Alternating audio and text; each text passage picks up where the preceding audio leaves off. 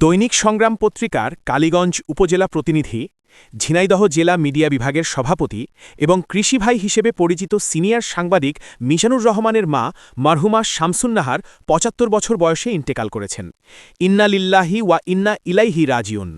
দীর্ঘদিন ধরে স্ট্রোকজনিত বিভিন্ন জটিলতায় ভুগে রোববার বিকেলে ঝিনাইদহ সদর হাসপাতালে চিকিৎসাধীন অবস্থায় তিনি শেষ নিঃশ্বাস ত্যাগ করেন। মারহুমা শামসুন্নাহার ঝিনাইদহের কালীগঞ্জ উপজেলার বালিয়াডাঙ্গা গ্রামের বাসিন্দা এবং মারফাত উল্লাহ মাস্টারের সহধর্মিণী ছিলেন। মৃত্যুকালে তিনি ৪ ছেলে, ১০ মেয়েসহ অসংখ্য আত্মীয়স্বজন ও শুভাকাঙ্ক্ষী রেখে গেছেন। রোববার রাত ৭:৩০টায় মারহুমার নিজ গ্রামে প্রথম জানাজার নামাজ অনুষ্ঠিত হয়। পরদিন সোমবার সকালে দ্বিতীয় জানাজার নামাজ শেষে পারিবারিক কবরস্থানে তাকে দাফন করা হয়। জানাজার নামাজে ঝিনাইদহ জেলা জামায়াতে ইসলামীর সেক্রেটারি মাওলানা আব্দুল আউয়াল, সহকারী সেক্রেটারি তাজুল ইসলাম, ঝিনাইদহ ৪ আসনের জামায়াত মনোনীত এমপি প্রার্থী মাওলানা আবু তালিব সহ বিভিন্ন রাজনৈতিক দলের নেতৃবৃন্দ, সাংবাদিক ও স্থানীয় গণ্যমান্য ব্যক্তিবর্গ উপস্থিত ছিলেন।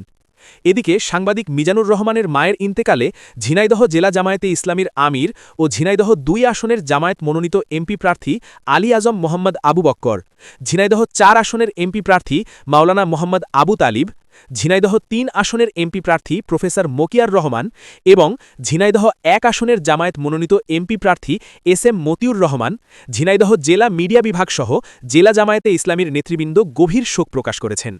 শোকবার্তায় তারা মরহুমার আত্মার মাগফিরাত কামনা করেন এবং শোক সন্তপ্ত পরিবারের সদস্যদের প্রতি গভীর সমবেদনা জানান। ঝিনাইদহের গ্রামগঞ্জের খবর পেজে ফলো, লাইক এবং কমেন্ট করে সঙ্গে থাকুন।